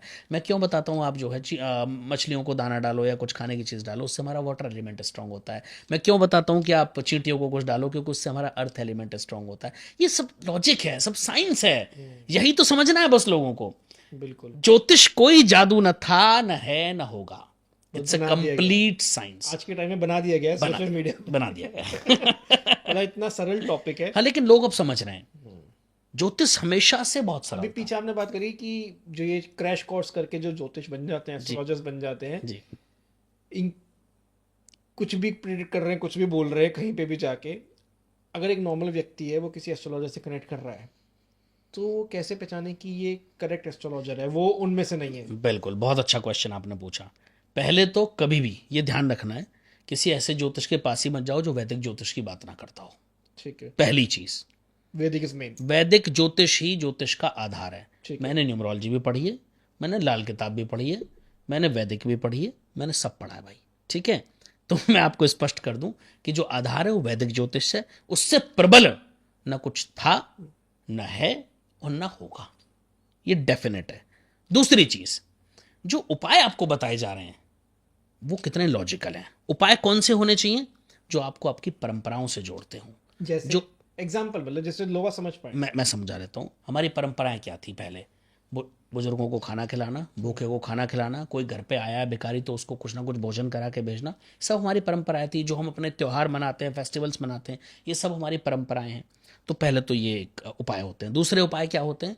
जिसमें किसी का हित छिपा हो, जिससे किसी का भला आप कर पा रहे हो, दूसरे वो उपाय होते हैं। ठीक है, जो आपको आपकी पूजा पद्धतियों से जोड़ते हो, जो आपको दान से जोड़ते हो, जो आपको भगवान से जोड़ते हो, जो आपको ईश्वर से जोड़ते हो, जो आपको आपके धर्म से जोड़ते हो, वो उपाय होते हैं। ठीक है। ये चुटकी बजा के धन वर्षा कराना, तेज पत्ते पर 2 और 4 लिख के रातों रात करोड़पति बनाना, घुटने पर 3 और 6 या 9 नंबर लिख के घुटने का ऑपरेशन ना होने की जरूरत पड़े, ये सब फर्जीवाड़ा है। पहली बार था और रहेगा। यार सोशल मीडिया पर भरा पड़ा है अनमोल घुटने जी, पे क्या लिखे? पता नहीं क्या क्या नंबर लोग, मुझे तो याद भी नहीं है क्या क्या लोग घुटने बताते पे ये लिख कोई दो। कहता है ये लिख लो, घुटने का दर्द खत्म हो जाएगा। ठीक है, और ये वो ज्योतिष हैं जो अपने आप को बहुत बड़े सो कॉल्ड ज्योतिष बताते हैं। मैं किसी का नाम नहीं लेता। ओके, मतलब ये तो मैंने बंद कर दो ना इतने हॉस्पिटल जो चल रहे हैं, क्या जरूरत है? रोज इतने नी ट्रांसप्लांट हो रहा है ना इंडिया में, हर पूरे दुनिया में, क्या जरूरत है? ये सब करो फिर बैठ के। कुंडली से हम पता कर सकते हैं कि किसी का ऑपरेशन है या नहीं है? 100% 100% पता किया जा सकता है, लेकिन उसको रोका नहीं जा सकता, ये समझना। मेंटली प्रिपेयर किया जा सकता है। मेंटली प्रिपेयर, कुछ उपाय बताए जा सकते हैं कि दवाइयां वो करें, साथ में ग्रह भी अच्छे हों तो जल्दी रिकवरी हो जाएगी। फॉर एक्चुअल एग्जाम्पल, आप एक डॉक्टर के पास जाते हैं, आपने कहा जी आपकी पीठ में, आपकी कमर में दर्द है। डॉक्टर ने आपको ट्रीटमेंट दिया, साथ में आपको कुछ एक्सरसाइज भी बता दी ठीक है। ताकि जल्दी रिकवरी हो जाए, बैलेंस हो जाए। बस वही काम ज्योतिष का है। ज्योतिष आपको सही समय बता सकता है। आपको सर्जरी करानी है तो मैं आपको बता दूंगा भाई इस समय को छोड़ दो, इस समय पे सर्जरी करा ले तो ज्यादा अच्छा रहेगा, क्योंकि उस समय ग्रह नक्षत्र आपके फेवर में रहेंगे। लेकिन मैं ये कहूं कि नहीं, अब मैं आ रहा हूं, मैंने आपके सर पर हाथ रख दिया, अब सर्जरी की जरूरत नहीं है, मैंने आपके माथे पर 2 6 8 9 जो भी नंबर है वो लिखवा दिया, अब सर्जरी की, तो ये मूर्खता है। बस ये, अब आपने कहा ना किस ज्योतिष के पास जाना चाहिए, लोग समझ जाएंगे किसके पास जाना चाहिए। और जो हाथ में नंबर और लिखे मैं तो जाते हैं कहता हूं सर, हाथ में नंबर लिखे जाते हैं वो सब कुछ आडंबर है, सब पाखंड है, कुछ नहीं है। हाथ पर 2 और 4 लिखने से अगर सब करोड़पति बनते तो क्या ही बताऊं भैया। सब दुनिया यही लिख के घूम रही होती है ना, काम करने की जरूरत क्या थी किसी को? फिर क्यों आप और मैं यहाँ बैठ के पॉडकास्ट कर रहे होते ना, रोज सुबह शाम 2 और 4 ही उसी को बार बार लिख रहे होते? क्या जरूरत थी हमें ये सब करने की? किस लिए कर रहे हैं हम?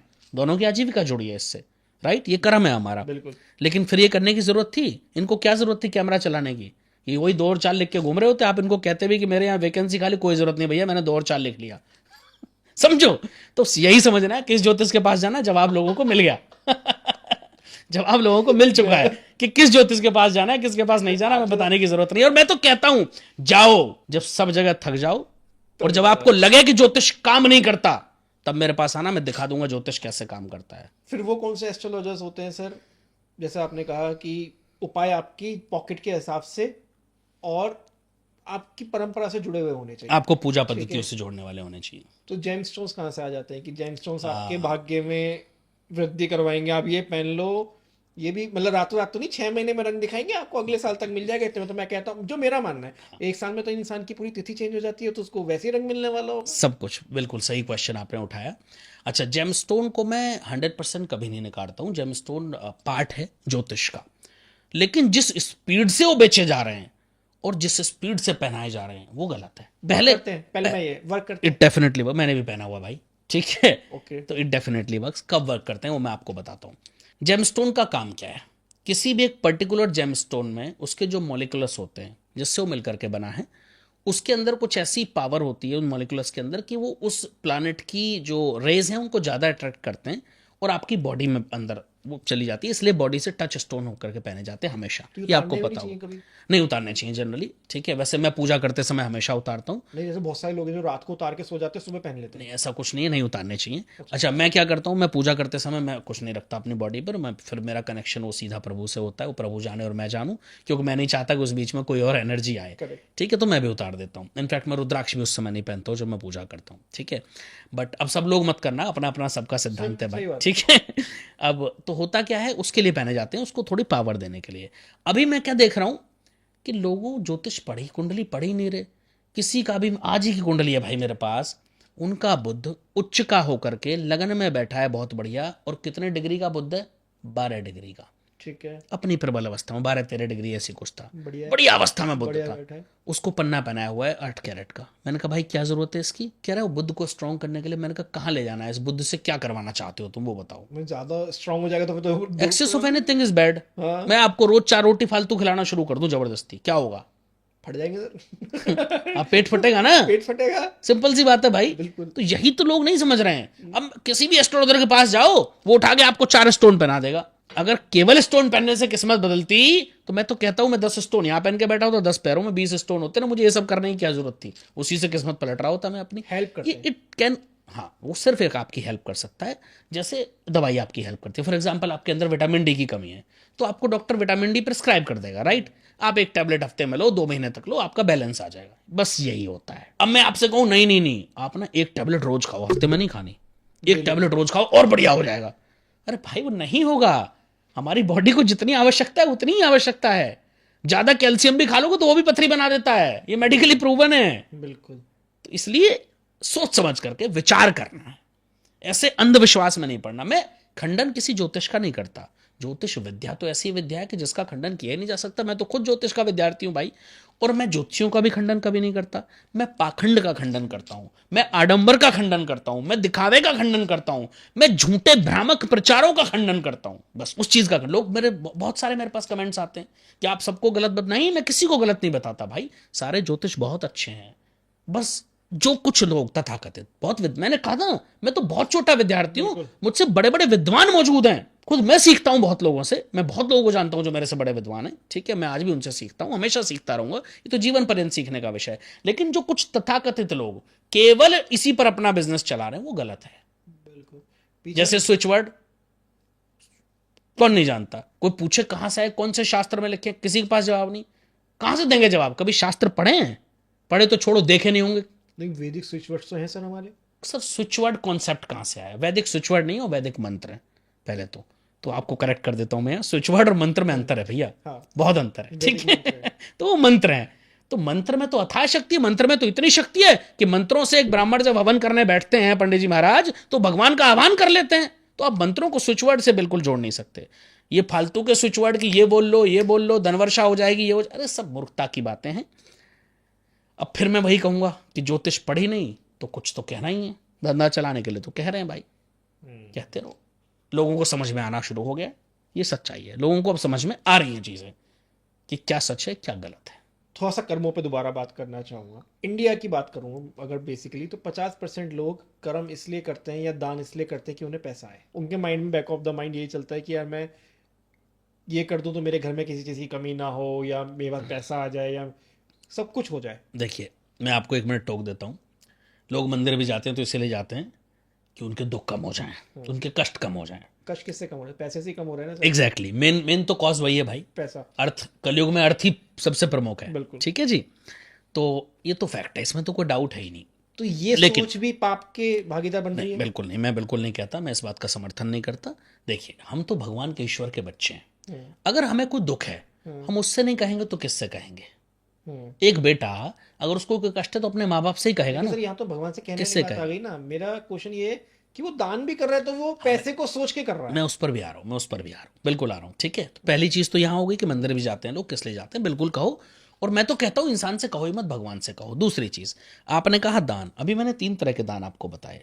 असली जो दान है वो सात्विक दान है भाई, बिल्कुल। और सात्विक दान वही है जहां आप करो और कोई फल की इच्छा ना करो। अगर आप फल की इच्छा तो कर रहे स्वार्थ हो, नहीं है आपका। शोहरत की इच्छा कर रहे हो, तो वो फिर राजस्थान के अंदर आता है और उसका उतना महत्व शास्त्रों में नहीं है। ये सत्य है और ये मैं शास्त्रों की बातें कह रहा हूं, ये मैं अपनी बातें नहीं कह रहा। जिसको लग रहा हो कि ये ऐसी बातें, तो जाओ शास्त्रों को पढ़ो। मैं तो बाकायदा रेफरेंस भी देता हूं भैया, ठीक है। आप मनुस्मृति में पढ़ लो, ये सब चीजें आपको मिल जाएंगी। तो ऐसे 3-4 पुण्य मैं जानना चाहूंगा, जैसे कि पीछे चींटियों वाला हमने डिस्कस किया था, जो नॉर्मल व्यक्ति अपनी डेली लाइफ में बहुत बढ़िया, अपना बहुत सके। अच्छा प्रश्न आपने किया।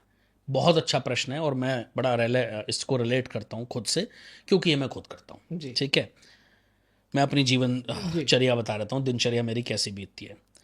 मेरी, मेरे बच्चों की, मेरे परिवार की यही दिनचर्या है लगभग। मैं सुबह उठता हूँ, सबसे पहला कार्य मेरा होता है, मैं आंखें खोलता हूँ तो अपने दोनों हाथों के दर्शन करता हूँ।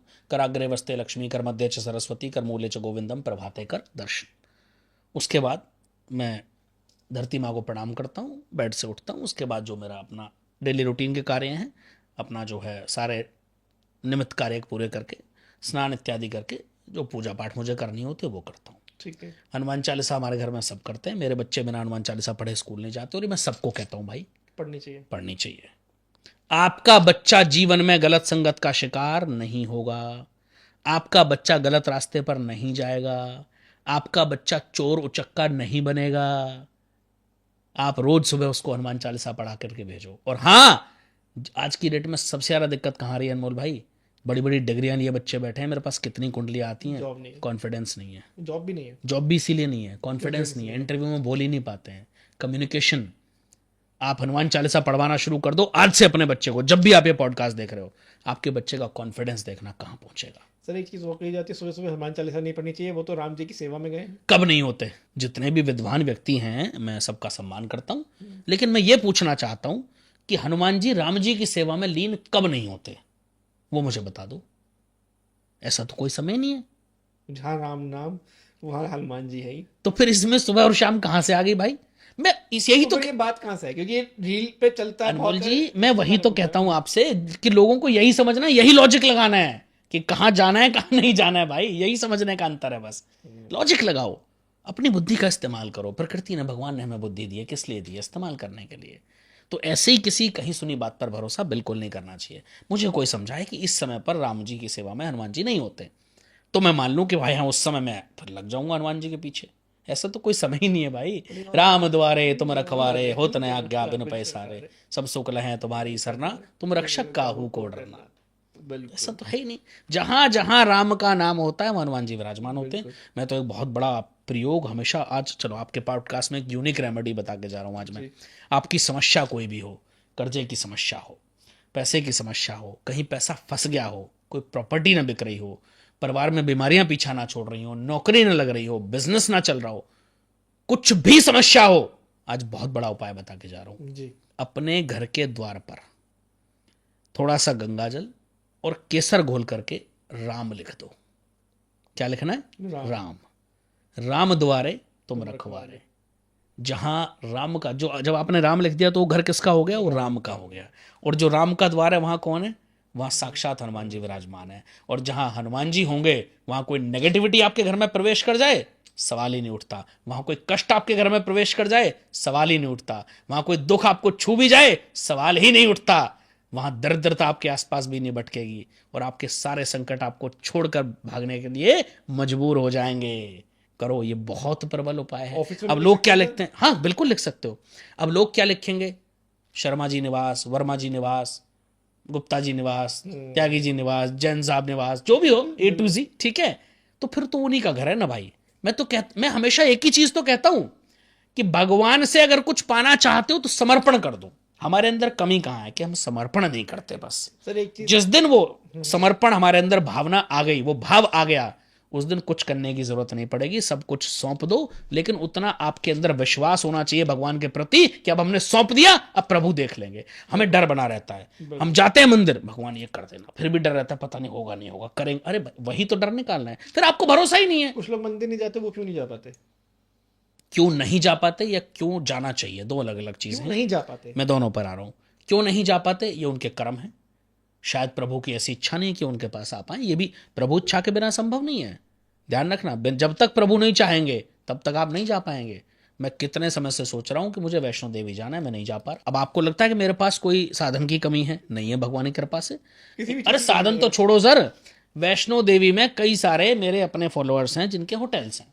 वो कहते हैं गुरुजी आप एक इशारा तो करो, हम बुलवा लेंगे आपको वहीं से। मैं फिर भी नहीं जा पा रहा क्योंकि माता रानी का बुलावा नहीं है। और मैं 2 साल से प्लान कर रहा हूं, लेकिन और प्लान कर रहा हूं, ऐसा नहीं जाना नहीं चाह रहा, लेकिन नहीं, कुछ ना कुछ जब भी प्लान बनाता हूं कुछ ना कुछ अटक जाता है। तो बिना प्रभु इच्छा के आप वहां तक पहुंच नहीं सकते, पहली चीज तो। सर प्रभु अपने बच्चों को क्यों नहीं बुलाना चाहेंगे अपने कर्म पास? कुछ ऐसे रहे होंगे आपके, कुछ कर्म ऐसे रहे होंगे ना आपके, जिसकी वजह से माँ बाप भी तो नाराज हो सकते हैं ना। तो बस वैसे ही प्रभु हैं, यही तो समझना है कि कुछ कर्म हमारे ऐसे रहे होंगे, उनको सुधारो। शायद हो सकता है मैंने कोई ऐसी गलती करी हो कि माता रानी को नहीं जो है मेरा बुलावा या अभी का नहीं लिखा हो, उनको लगाओ कि नहीं अभी और थोड़ा दूर रखना है। ठीक है, अब जब वो बुलाएंगे तो मैं चला जाऊंगा, मैं कोशिश कर रहा हूँ कंटिन्यू। तो वैसे ही बहुत सारे लोग हैं जो नहीं जा पाते हैं भाई, ठीक है। तो क्यों नहीं जा पाते? दूसरा आता है क्वेश्चन, क्यों जाना चाहिए। मैं कह कह के थक चुका कि भाई मंदिर जाने से आपके संकट कटते हैं, आपके दुख कटते हैं, आपका दुर्भाग्य कटता है। कैसे कटता है? पहली चीज, लोग कहते हैं घर में भगवान की पूजा कर लें, वही बात है ना? नहीं। जब आप घर में पूजा करते हैं, ये एग्जाम्पल मैं बहुत जगह दे चुका हूँ, फिर आपके उसमें बता देता हूँ पॉडकास्ट में। ये हमारे ऊपर छत है, ये छत किस चीज़ पर टिकी है? दीवारों पर और पिलर्स पर। अगर ये दीवार और पिलर्स हटा दिए जाएं, छत नीचे आ जाएगी।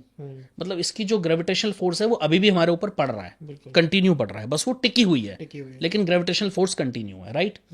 अच्छा, जब आप मंदिर में जाते हैं तो वहाँ छत नहीं होती, वहाँ दीवारें ही छतों का रूप लेती हैं। तो वहाँ का जो ग्रेविटेशनल फोर्स होता है वो जीरो होता है, तो आप प्रभु से खुद को कनेक्ट कर पाते हो। इसलिए मंदिर जाना चाहिए। दूसरा, मंदिर की घंटी और शंख की जो आवाज है उससे बहुत सारी आपकी परेशानियां दूर होती हैं। लोग आज साउंड थेरेपी करा रहे हैं। क्योंकि मंदिर मंदिर में साउंड थेरेपी हो रही है। हमारे शास्त्र में तो कब से मंदिर में घंटे बज रहे हैं, ठीक है। आज लोग डिप्रेशन हटाने के लिए साउंड थेरेपी करा रहे हैं, ताकि उनका जो है डिप्रेशन कम हो जाए, एंजाइटी कम हो जाए, ये सब कम हो जाए, ठीक है जी। और मैं तो कह रहा हूं जरूरत ही नहीं पड़ती, अगर बचपन से मंदिर जा रहे होते तो डिप्रेशन होगा ही नहीं, एंजाइटी होगी नहीं, स्ट्रेस होगा ही नहीं, टेंशन होगा ही नहीं, बिल्कुल क्योंकि वहां आप डेली उस साउंड थेरेपी का हिस्सा बन जाओ। मैंने कहा ना, सब साइंस है भाई। हमारे जो धर्म है, जो सनातन है, उस जो वो साइंस है ना, आज की साइंस बहुत पीछे है, लोग समझते नहीं है। आज के जो साइंटिस्ट हैं या जो भी रिसर्चर लोग हैं उनको लगता है कि नहीं हमारी साइंस बहुत आगे है। अरे भैया आप क्या ही बोलूँ मैं, आपकी साइंस बहुत पीछे की साइंस है, अभी वहां तक आप कभी नहीं पहुंच पाओगे, ये फैक्ट है, ठीक है। यही है आप वो उपाय बता रहे थे कि जी। क्या क्या उपाय करने चाहिए। हाँ, तो एक तो मैंने बताया कि राम नाम लिख लो, उससे प्रबल उपाय नहीं है, बिल्कुल वो ऐसा उपाय है जो आपके सारे संकट कट जाएंगे। दूसरा, अगर आप वास्तव में चाहते हो कि आपके घर में दरिद्रता ना रहे और धन वृद्धि हो, कर्जों में कमी आ जाए, स्पेशली उसके लिए फंसा हुआ पैसा कहीं वो निकल जाए, आप मोर के पंख से अपने घर के जो मेन गेट है उसके दोनों तरफ स्वास्तिक बना दो, मोर पंख से। मोर पंख से, ठीक है। ठीक है। आराम से हो सकता है, कोई बहुत महंगा या बहुत कॉस्टली उपाय नहीं है, ये आप कर दो और भूल जाओ। सर मोर पंख में बहुत ताकत है, भगवान श्री कृष्ण हमेशा अपने सर पर विराजमान रखते थे मोर पंख, ठीक है। मोर पंख में बड़ी ताकत होती है। घर के मेन गेट पर किसी वजह से ना बना पा रहे हो तो घर के मंदिर की चौखट पर ऊपर जो आपके घर का मंदिर है वहां बना दो, वो तो हो जाएगा। बस इतना सा काम कर देना, बाकी अपने डेली जो मैं पूजा पाठ और जो उपाय छोटे छोटे बताता हूँ वो करते रहना, कहीं किसी के पास जाने की जरूरत नहीं पड़ेगी, ऐसे ही संकट कट जाएंगे आपकी, ये गारंटी है। और ये मैं दावे के साथ कह रहा हूं, जिसने ये दोनों उपाय कर लिए अनमोल भाई, वो अपनी किस्मत को पलटते हुए फ्लिप होते हुए देखेंगे 1 साल के अंदर अंदर। आप महसूस करेंगे, कमेंट सेक्शन में जरूर लिखिए 100% लिखना, महसूस करेंगे आपकी जीवन आपका बदल रहा है। हाँ, लेकिन आप सोचो कि आज बनाया और कल कहीं से धन वर्षा हो जाए, तो वैसे उपाय मेरे पास कभी नहीं मिलेंगे आपको जीवन में। किसी के पास कोई जादूगर थोड़ी है, बस सिंपल सी बात। यही समझना है, कर्म करते जाओ, फल अपने आप मिलेगा। फल अपने आप मिलेगा। कर्म आपको ही करना है, लेकिन उन कर्मों का अच्छे से फल मिल जाए, उसमें ये उपाय आपके काम आते हैं। मैं तो हमेशा कहता हूँ ज्योतिष का कार्य यही घर है। के लिए बताया, बिल्कुल। कोई बंदा बिजनेस कर रहा है, उसकी पेमेंट्स बहुत अटक रही है आजकल, ये बहुत चलन में है कि पेमेंट्स बहुत अटक रही हैं, तो अपने ऑफिस में क्या करें ऐसे पेमेंट्स ना रुके। सबसे पहले तो अनार का रस भगवान शिव को हर सोमवार चढ़ाना शुरू कर दो, आपकी अटकी हुई पेमेंट्स वापस आनी शुरू हो जाएंगी। ठीक है। और दूसरा उपाय, अगर बहुत ज्यादा पेमेंट्स अटक गई हैं तो बजरंग बाण, तो जब कुछ न बचे तब फिर बजरंग बाण काम आता है, तभी करना, रेगुलर बजरंग बाण नहीं करा जाता। यह बजरंग बाण जही मारे ताही कहो फिर कौन उबारे, पाठ करे बजरंग बाण की हनुमत रक्षा करे प्राण की। एक एक स्तुति आप बजरंग बाण की पढ़ो। इसके सुनने से भी इफेक्ट होता है? अगर कोई नहीं कर पा रहा है बोलने, उसको ये डर रहता है कि मैं बोलूंगा तो मेरी गलती हो जाएगी, मैं कोई गलती कहीं नहीं होती, अपमान ना कर दूं। इतना इतना कहीं कोई टफ नहीं है ये बोलना, आसान भाषा में लिखा हुआ है। मेरे अकॉर्डिंग पढ़ना चाहिए, पढ़ने से ज़्यादा लाभ होता है, सुनने से उतना लाभ कभी नहीं होता। ये मैं हमेशा कहता हूँ, तो भाई पढ़ो। लेकिन डेली नहीं करना। नहीं, बजरंग बाण डेली करो अगर कोई काम अटका हुआ है, ठीक है। अच्छा। बट अगर आपका वो काम पूरा हो जाए तो बजरंग बाण बंद कर देना चाहिए, उसको रेगुलर कभी नहीं पढ़ना चाहिए। ऐसा क्यों? उसमें हनुमान जी को, ठीक है, भगवान राम की शपथ दी जाती है, इसलिए नहीं पढ़ना चाहिए, समझ रहे हो? तो फिर वो गलत हो जाता है, वो ठीक नहीं रहता। तो इसलिए मैं कहता हूँ कि हमेशा नहीं पढ़ना चाहिए बस। मतलब महीने में एक बार पढ़ सकते हो? नहीं, रोज पढ़ो अगर कोई काम अटका है तो। काम अटका है तो मतलब काम अटके तभी खोलना। हाँ, वरना हनुमान चालीसा पढ़ो, हनुमान चालीसा पढ़ो। बजरंग बाण की आवश्यकता ही नहीं है। तो अगर आपकी पेमेंट्स अटक गई है, कहीं से कोई रास्ता नहीं मिल रहा, तो आप डेली बजरंग बाण पढ़ना शुरू कर दो। आप अपने जीवन में परिवर्तन देखेंगे। आप देखेंगे कि आपका जो पेमेंट नहीं दे रहा था ना, उसका भी दिमाग बदलना शुरू हो जाएगा। अरे हनुमान जी चाहे तो क्या नहीं कर सकते, वो कुछ भी कर सकते हैं। इसी से एक क्वेश्चन अष्ट सिद्धि नवनिधि के दाता, असवर दीन जानकी माता। माँ जानकी का आशीर्वाद है, बिल्कुल। अष्ट सिद्धि नवनिधि के दाता है, वो कुछ भी कर सकते हैं। और आज का दिन देखिए, ट्यूसडे आज आज हम पॉडकास्ट कर रहे हैं और हनुमान जी की बात हो रही है। हनुमान जी की बात, और हनुमान जी की बात हो रही है, हमने जूते पहन रखे। मैंने एक चीज और आपको कही थी अनमोल भाई, हाँ। कि जहां राम का नाम होता है, हनुमान जी का नाम अपने आप आ जाता है। अभी हमने राम की बात करी थी कुछ सेकंड पहले, कुछ मिनट पहले, और देखो अपने आप हनुमान जी की चर्चा वहां आ गई। इसमें एक ये भी हमें समझना माइंड में आ होगा। रहा है। अच्छा, आपने जूते उतारे, जी, इसके पीछे कोई लॉजिक नहीं है। क्यों सर? केवल पूजा पाठ करते समय आपको जूते नहीं पहनने चाहिए। ये हम एक जनरल डिस्कशन कर रहे हैं। इसमें हालांकि आपका भाव अच्छा है, मैं सम्मान करता हूं आपके भाव का, अच्छी बात है, लेकिन मैंने नहीं उतारे। लोग इस पर भी कमेंट करेंगे, इसलिए मैं क्लियर कर रहा हूं विशेष।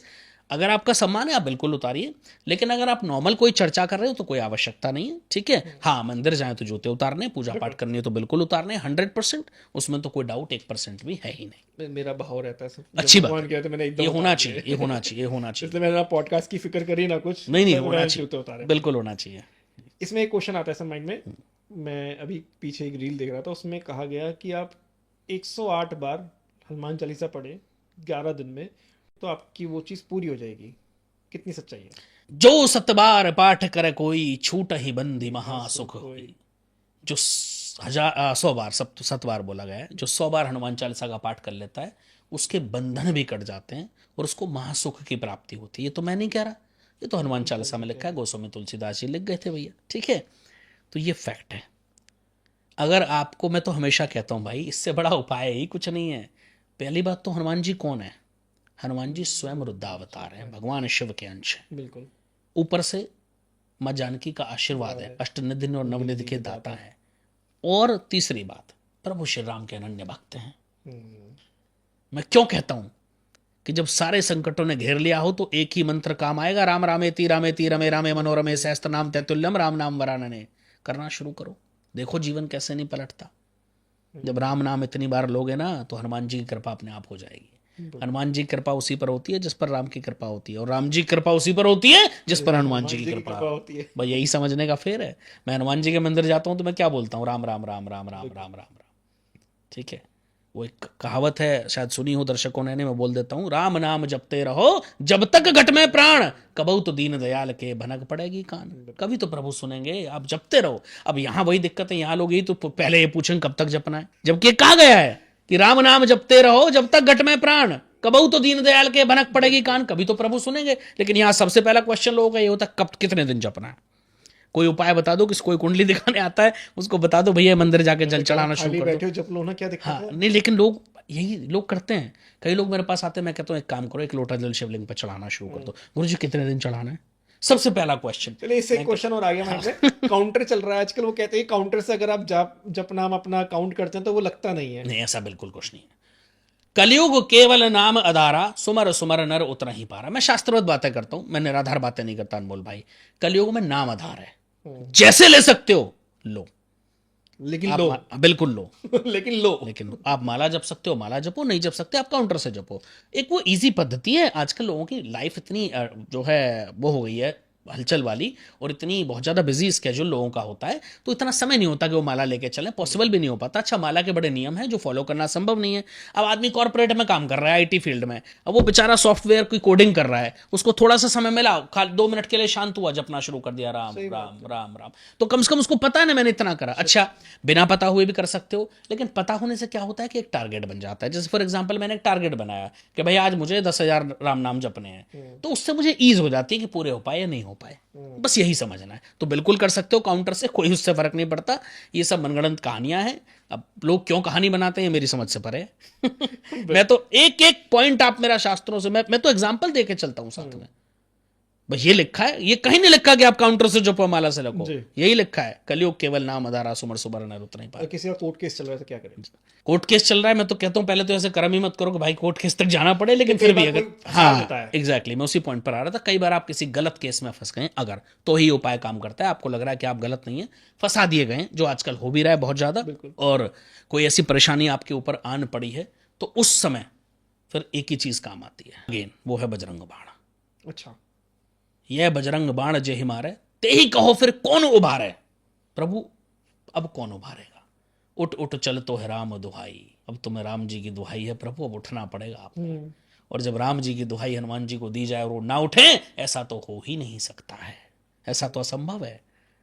और जब हनुमान जी अपनी गदा उठा करके चल देंगे, तो आपको लगता है कि कोई कोर्ट केस, कोई भी व्यक्ति जो आपका अहित चाह रहा हो वो आपके सामने टिक पाएगा। लेकिन आपकी नीयत सच्ची होनी चाहिए। साधु संत के तुम रखवारे, असुर निकंदन राम दुलारे। साधु संत के रखवारे हैं वो। अब आपने कहीं डकैती डाल ली हो, फिर आप हनुमान जी की शरण में हो, प्रभु मुझे कोर्ट केस से बचाओ, तो फिर वहां रक्षा नहीं करेंगे वो मुफ्त में ही मारेंगे। हाँ, वो साधु संत के रखवारे हैं भाई, ठीक है, सही बात। वो पापियों के रखवारे नहीं है। तो ये समझने वाली बात है बस।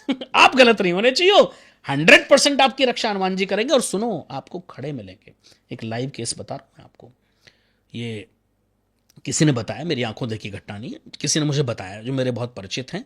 उन्होंने बताया कि भाई एक दिन वो बहुत ज़्यादा रात को लेट हो रहे थे, अभी कुछ समय पुरानी बात है, 2-4 महीने पुरानी। और रास्ते में उनको ऐसा लगा, जब वो अपने स्कूटर से घर आ रहे, थोड़ा ऐसे एरिया में रहते हैं वो जहाँ थोड़ा सा बीच में रास्ता सुनसान रास्ता पड़ता है।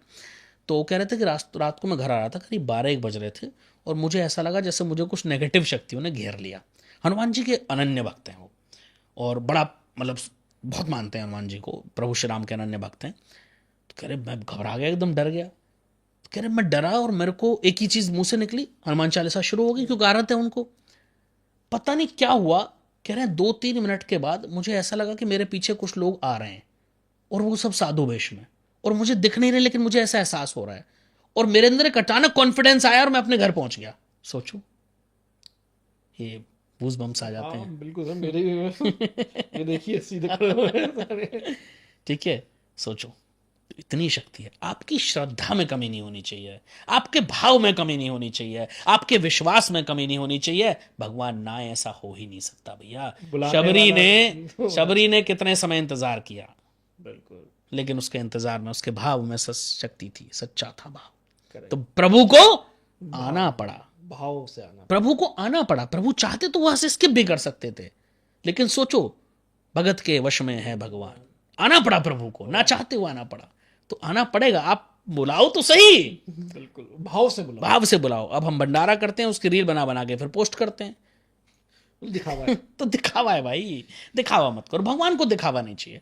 आप देखो, आप दुनिया को बेवकूफ बना सकते हो, प्रभु को थोड़ी बेवकूफ बना बाबा दो कह रहे भैया। हैं कि भगवान कौन सा मोबाइल चला रहे हैं? भगवान मोबाइल नहीं चला रहे, भगवान आपको स्वयं ऊपर से लाइव दृष्टि में देख रहे हैं कि आप कर क्या रहे हो। जरूरत नहीं, उनको क्या जरूरत है, वो तो घट घट में व्यापत है, बिल्कुल, घट घट में व्यापत है। प्रभु तो हर जगह है, कौन सी जगह ऐसी है जहां प्रभु व्यापत नहीं है? करेक्ट। तो बस वही तो समझना है, यही समझने का खेल है भाई। जिसने समझ लिया उसका ये जीवन छोड़ो, परलोक भी तर जाता है अनमोल भाई। सर, भाव की हम बात कर रहे हैं, बहुत सारे लोग भाव में ट्यूसडे, शुक्रवार या ऐसे कोई 2-3 दिन चुन लेते हैं कि हमने इस दिन नॉनवेज नहीं खाएंगे और ड्रिंक नहीं करेंगे। ये कितना सुटेबल है? अच्छा, मुझे एक बात बताओ, कौन सा दिन भगवान का नहीं है? चलो मैं मान लेता हूँ मंगलवार लोग नॉनवेज छोड़ देते हैं, ड्रिंक छोड़ देते हैं, बाकी दिन क्या भगवान के नहीं है? हर दिन तो भगवान का है अनमोल भाई। सो आप सोमवार से शुरू कर लो, चलो मैं हर दिन की चर्चा कर लेता हूँ। सोमवार किसका है? शिव जी का। शिव जी का। और हनुमान जी किसके अवतार हैं? शिव जी के। रुद्र अवतार हैं। बिल्कुल। तो कहीं ना कहीं वहां कनेक्ट हो गया, तो फिर वो भी तो गलत हो गया। अच्छा, मंगलवार तो है ही हनुमान जी का, आपने बता ही दिया। बुधवार किसका है? गणेश जी का। गणेश जी का। और गणेश जी किसके पुत्र हैं? शिव जी के। किसके दाता हैं? रिद्धि सिद्धि के और बुद्धि के दाता हैं, राइट। ठीक है। और शिव जी के अवतार कौन है? हनुमान जी। ठीक है। अगेन उस दिन भी नहीं खाना चाहिए। फिर बृहस्पति किसका दिन है? गुरु का। और गुरु कौन है? देवताओं के गुरु। बिल्कुल। और जो सब देवताओं के गुरु हैं तो वो हनुमान जी के भी हुए। बिल्कुल। ठीक है, समझने का फेर है। समझ रहे हो? जो सब देवताओं के गुरु हैं तो उस दिन तो वैसे ही नहीं खाना चाहिए। शुक्र किसका है? शुक्र का। शुक्र का, जो दैत्यों के गुरु हैं। ठीक है, शुक्राचार्य जी का, तो उस दिन भी नहीं खाना चाहिए। अच्छा, शनिवार किसका है? शनिदेव। शनि किसके देव? शनि हमारे कर्मों के फलदाता हैं। बिल्कुल। ठीक है जी। और अगर आप कोई ऐसा गलत कर्म करोगे तो शनि निश्चित रूप से गलत फल देंगे, तो शनिवार भी नहीं खाना चाहिए। संडे किसका है? सूर्य। सूर्य का। अच्छा, हनुमान जी के गुरु कौन है जिनसे हनुमान जी ने शिक्षा ली? सूर्य। तो भाई फिर तो किसी दिन नहीं खाना चाहिए। तो ये जो देखो, वैसे तो मैं कहता हूं कभी मत खाओ अनमोल भाई। नॉनवेज खाना महापाप की श्रेणी में आता है। इसका कोई उपाय नहीं है, इसका कोई पश्चाताप नहीं है, ये महापाप है शास्त्रों में। आप अपने शरीर को मुर्दाघर क्यों बना रहे हो भाई? बिल्कुल। नेचर ने, प्रकृति ने हमें इतनी चीजें खाने के लिए दी हैं, कितनी चीजें अनगिनत। तो किसी को मार के क्यों खाना? हाँ, मुझे समझ नहीं आता कि आप किसी की डेड बॉडी को अपने अंदर दफना रहे हो। ये कौन सा लॉजिक है? कैसे किसी की अंतरात्मा अलाउ कर सकती है? कभी नहीं कर सकती। तो ये तो महापाप है, इसका कोई उपचार नहीं है। जो पाप करेगा वो इस जन्म में तो छोड़ो, वो मरने के बाद भी भयंकर यातनाएं और भयंकर नरकों को प्राप्त होता है, ऐसा शास्त्रों में वर्णन मिलता है। देखा तो किसी ने नहीं, मैंने भी नहीं देखा, लेकिन शास्त्रों में ऐसा वर्णन है भाई। रही बात शराब की, तो देखो, नशा कोई भी हो, नशा हमेशा दुराचार का कारण बनता है। ओके। तो नशा कभी नहीं करना चाहिए, किसी को नहीं करना चाहिए। मेरा निवेदन है कि नशे से दूर हो। अगर कोई व्यक्ति ये कह रहा है कि मैं चाह करके भी शराब नहीं छोड़ पा रहा हूं, आज उनके लिए उपाय बता रहा हूं। लेकिन ये वही व्यक्ति उपाय करे जो छोड़ना चाहता है, उसको निश्चित लाभ हो जाएगा। आप सुबह और शाम दोनों समय 11 बार हनुमान चालीसा का पाठ करो, और जो समय आपको बाहर जाके शराब पीने का होता है उस समय पे ही आप हनुमान चालीसा करने बैठो, और 11 बार, ज्यादा हो जाए तो 21 बार कर लेना। वो समय आपका निकल जाएगा। आप मेरे कहने से 1 महीने कर लेना भैया, 40 दिन कर लेना, आप देखना कि आपकी शराब की इच्छा खत्म हो जाएगी। लेकिन विल पावर होनी चाहिए फिर, खुद से अगर चाहो। देखो, अगर आप चाह रहे हो कि आपको मरना ही है तो मैं तो रोक नहीं सकता किसी को। बिल्कुल। ठीक है। और शराब पी के अंत तो वही है, किसी का लिवर खराब होता है, किसी की किडनी खराब होती है, किसी का सामाजिक स्टेटस खराब होता है, किसी के परिवार की इकोनॉमिक जो है स्थिति, फाइनेंशियल स्थिति, सब खराब ही है। अंत तो बुरा ही है किसी भी नशे का, अंत कभी अच्छा हो ही नहीं सकता। क्योंकि वो एक्सीड पे जाता है ना, कम तो होता नहीं है, वो आपको अलग अलग लतों में डालेगा। नशा कभी कम नहीं होता, और नशा दुराचार का कारण बनता है। जितने गलत कार्य होते हैं उसमें से ज्यादातर नशे के बाद होते हैं। तो बिल्कुल नहीं करना चाहिए। मेरा निवेदन है, सब लोग छोड़ो भैया, सब लोग शाकाहारी बनो और सब लोग नशा छोड़ो। ये तो मैं हमेशा कहता हूँ, कुछ इसमें रखा नहीं है। जब अंत समय आता है ना, तब आदमी सोचता है। मैंने कई लोगों को अनमोल भाई तड़पते हुए देखा है, जो नशे की वजह से जिनका लिवर खत्म हो गया, और जब उनको डॉक्टर ने कह दिया आप 2 दिन 3 दिन जिएगा, तब वो कह रहे हैं गलती कर दी, काश नशा ना करा होता। लेकिन फिर कुछ बचता नहीं है। जबकि उन्हें पता है कि स्टेज आनी है। एग्जैक्टली। तब भी पी रहे हैं। तब भी पी रहे हैं। एक ना एक दिन तो आनी है। कब तक बचोगे? जहर खाओगे तो एक ना एक दिन तो मारेगा भाई वो। जाते जाते सर जी 2-3 फाइनेंस की टिप्स लेना चाहूंगा, रेमेडीज लेना चाहूंगा। क्या करें कि 2026 के 3 महीने तो निकलने वाले हो गए हैं, तो कैसे आगे के 9 महीने पैसे से भर जाए सबके घर। बहुत बढ़िया। देखो, माँ लक्ष्मी की आराधना, और सबसे बढ़िया एक मैं आज बता देता हूं, कनक धारा स्त्रोत का पाठ। अगर कर सकते हो तो करो, वरना कम से कम सुनना शुरू करो। लेकिन सुनने के साथ साथ बोलना है, ताकि धीरे धीरे सीख जाओ बोलना। केवल सुनने से ज्यादा लाभ नहीं होता है, मैं हमेशा बोलता हूं। ठीक है, वो करना शुरू कर दो। कनक धारा स्त्रोत एक ऐसा महा उपाय है जो फाइनेंशियल प्रॉब्लम को आपकी को खत्म कर देता है। ठीक और धीरे धीरे आप ग्रोथ आपकी होनी शुरू हो जाती है, चाहे वो किसी भी रूप में हो, वो होनी शुरू हो जाएगी। दूसरा महा उपाय मैं हमेशा कहता हूं भाई, एक पॉडकास्ट में मैंने और चर्चा करी थी, भगवान विष्णु को बृहस्पतिवार को खीर का भोग लगाना शुरू कर दो। ठीक है। ठीक है, भगवान विष्णु को बृहस्पतिवार को खीर का भोग लगाओगे, लेकिन भगवान विष्णु को चावल नहीं चढ़ाए जाते। ये पिछले एक पॉडकास्ट में मैंने बोल दिया, लोगों ने चावल चढ़ाने शुरू कर दिए। उनको चावल नहीं चढ़ाए जाते, इसलिए मखाने की खीर बना लो, सेवई मानी बना लो, जो बनाना चाहो बना के भगवान को भोग लगाओ, उनकी आरती करो, देसी घी का दीपक जलाओ। और जब भगवान विष्णु की कृपा होगी तो ऐसा हो सकता है माँ लक्ष्मी की कृपा ना हो? बिल्कुल असंभव है।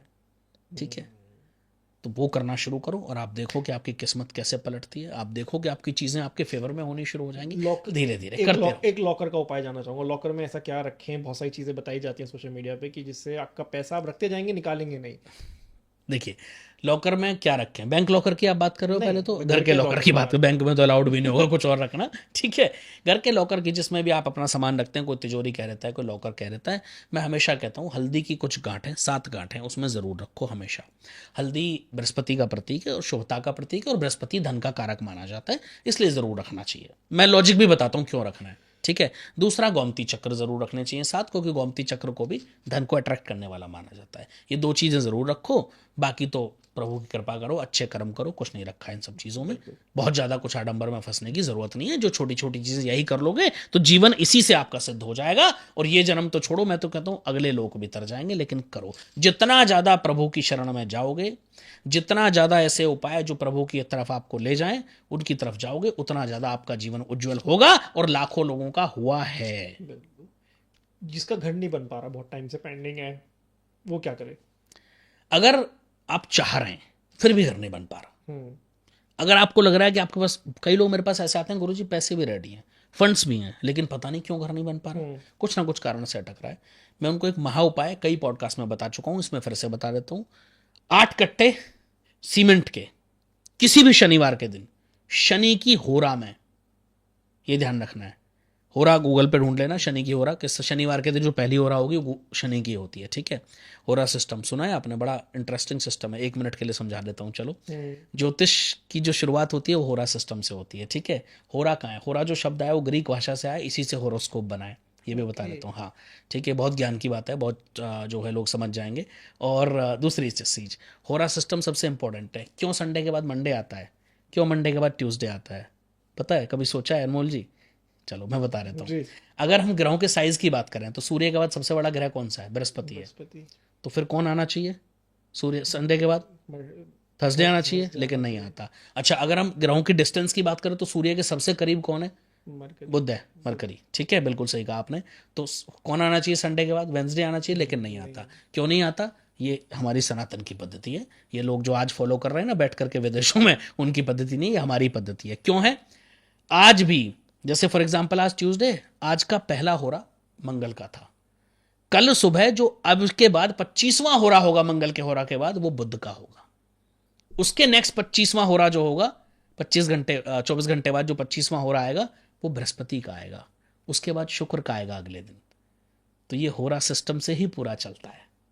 मैं तभी तो कहता हूं कि जो ज्योतिष हैं, जो पढ़ रहे हैं, उनको पंचांग, होरा सिस्टम, ये सब पढ़ना चाहिए, तभी वो अच्छे ज्योतिष बन पाएंगे, तभी उनकी गणनाएं अच्छी होंगी। बिल्कुल। हाँ, तो ये करना चाहिए, बहुत जरूरी है। खैर, हमारा क्वेश्चन कहाँ था? आप उपाय बता रहे थे घर बनाने के लिए। घर बनाने के लिए 8 कट्टे। एग्जैक्टली। तो 8 सीमेंट के कट्टे शनिवार के दिन शनि की होरा में किसी ऐसे मंदिर में दान कर दें जहां कंस्ट्रक्शन का कार्य चल रहा हो, और प्रार्थना करें शनिदेव से कि हमारे घर का निर्माण हो जाए, हनुमान जी से। निश्चित रूप से बहुत जल्द आपका कार्य सिद्ध हो जाएगा। प्रभु सबका मंगल करें, सबका कल्याण हो और सब खुश रहें। इसी के साथ जय श्री राम। जय श्री राम सर। और हमेशा की तरह हमारा एपिसोड आपको अच्छा लगता है, लाइक शेयर सब्सक्राइब करना ना भूलें। और हम भी कर्म कर रहे हैं, आप भी कर्म करिए, और कर्म से बड़ी ताकत किसी में नहीं होती। Thank you.